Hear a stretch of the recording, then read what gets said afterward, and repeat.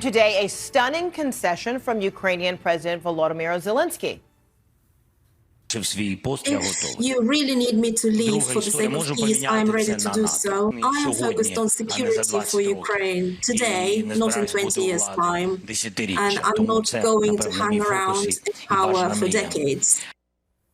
The U.S. has been in early talks with Russia to end the war in Ukraine, talks that have largely excluded Ukraine. A deal for Ukraine's mineral rights is also on the table as President Trump demands repayment for previous military aid. CNN's Nick Payton-Walsh is in Kyiv. Nick, you were at the press conference. You questioned Zelensky. Tell us more. Yeah, look, it's important, I think, to put some context around Zelensky's remarks about him resigning. He said that if it brought peace to Ukraine or gave Ukraine NATO membership, he'd be willing to step aside. Now, just obviously, Ukraine's membership of NATO is pretty much impossible at this point. The US is firmly opposed, and even if they were, it would take multiple years. So that one particular variant is, frankly, not something he's ever going to have to confront. The question of peace, too, is also loose in that, obviously, there would be significant instability if Ukraine had a change in leadership or elections at some point, and that could hamper any peace deal potentially as well, or settlement. So the likelihood potentially of these either things occurring, slim, but he's raised the issue of his departure or resignation after a fraught week of his relationship with President Donald Trump. And I asked him whether or not that particular relationship could be fixed, and also about progress on this rare earth minerals deal, which the US is exceptionally insistent upon. Here's what he had to say. Do you think you can mend your relationship with President Trump? And secondly, have the American side spelt out to you what happens if you don't come to an agreement over this rare earth minerals deal in terms of what it means for US aid? As I said, we want successful agreement. And if we will understand each other with partners, I hope that it will be. We will sign the first agreement or memo on which base I will prepare other documents. So I hope that it will not have influence on other steps of the United States, and they will not cancel or stop or freeze any support, especially military support, to Ukraine. That's crucial for us. The President? My relationship with President Trump? It never was in such best way.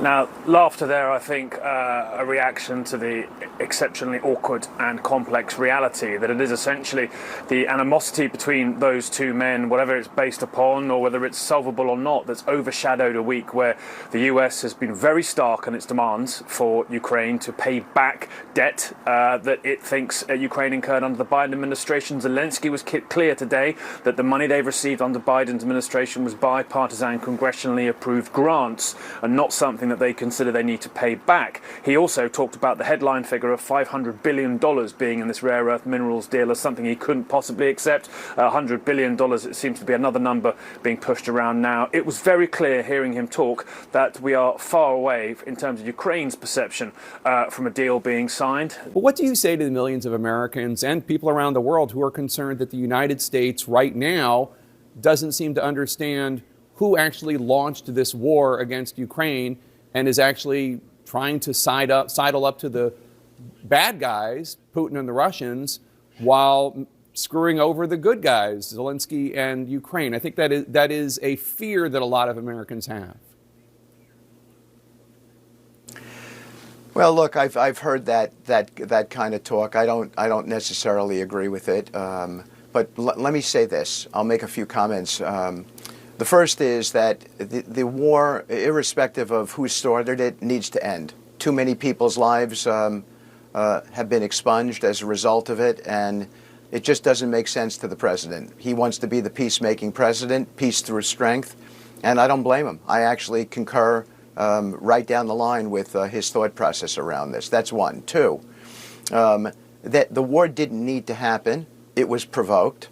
It doesn't necessarily mean it was provoked by the Russians. There were all kinds of conversations back then about Ukraine joining NATO. The president has spoken about this. That didn't need to happen. It basically became a threat to the Russians.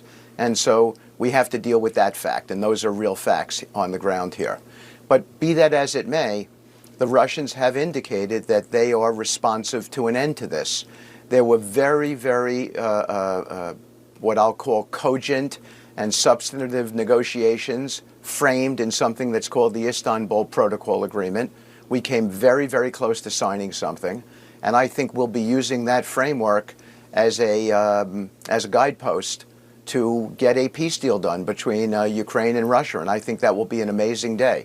And the fact is, the president understands how to get deals done. Deals only work, Jake, when they're good for all the parties. And that's the pathway that we're on here. Of course, just a reminder of viewers, Russia seized Ukrainian territory in 2014 with Crimea. They've been going into the Donbass region and seizing land in eastern Ukraine long before they attacked 3 years ago when they did the full frontal assault. You just suggested Russia was provoked. Trump is publicly attacking Zelensky as a dictator. He blamed him for starting the war in the first place, called for new elections in Ukraine, took NATO membership for Ukraine off the table. He said it's unlikely Ukraine will be able to get back its territory seized by Russia. Russian state TV suggests that President Trump is getting all of this straight from his conversations with President Putin. Take a listen. Trump отвечает на вопросы по поводу пресс-конференции. When Trump is answering questions about the press conference, I think it is not a coincidence that many of the narratives that are being voiced largely materialized after their conversation. Но фразы, которые он дает, The phrases he is saying are so deep and so correct. They are in total alignment with the way we see things. Do you think it's good that the Russians think that the Trump administration is in total alignment with the way that Putin sees things? That is very helpful for people to hear. I think there's a lot of analysis out there, and you of all people know how to read these things. Let me add, I just started the show by talking a bit about some unbelievable comments that Trump has made, where he has essentially attacked Zelensky and in many ways backed Putin a bit in how he's handled the last couple of weeks. I mean, his attack against Zelensky include calling him a dictator. He suggested maybe he started the war. All of these things are ludicrous. But you've been in these rooms. How are you digesting it? And how do you think the world is digesting what Trump is saying? Well, not only are Trump's comments ludicrous, they're extremely dangerous. And they portend, I think, a very ominous shift in the United States' approach to the world. Donald Trump is aligning himself very explicitly with Vladimir Putin, a dictator, as you pointed out in your intro, and also, Jen, with Xi Jinping of China, because understand that Putin and Xi, along with North Korea and Iran, are an axis of authoritarians. They work together. They are, in effect, allies. And Donald Trump is doing a number of things that benefit only Xi and Putin. For example, calling into question our commitment to the security of our Western allies and NATO, throwing Ukraine under the bus, starting an unprecedented conflict even in terms of tensions that could ratchet up to extreme levels with our closest partner and ally and neighbor, Canada, threatening to invade a NATO ally, Denmark, to capture Greenland, pulling USAID off the field globally, suddenly, something that Vladimir Putin and Xi Jinping are dancing about in their respective capitals, starting trade wars with our closest allies. All of these things only benefit, when you distill it all, Putin and Xi. And what message does it send to Xi Jinping when Donald Trump says to Ukraine that they are the aggressor, they who are in fact the victims of an invasion, are somehow the ones who started the war, and that the price for ending the war ought to be that Ukraine gives up territory, has no security guarantees, and, oh, by the way, give over $500 billion to Donald Trump in the United States for nothing in return. If I'm Xi Jinping, I'm looking at that going, great, now's my time to invade Taiwan. And so this is really, really a dangerous realignment of U.S. national interests. And it's just shocking to me that Republicans in Congress who know better are seemingly taking a pass as all this seems to be transpiring. So Donald Trump's actions are stochastic calls for violence.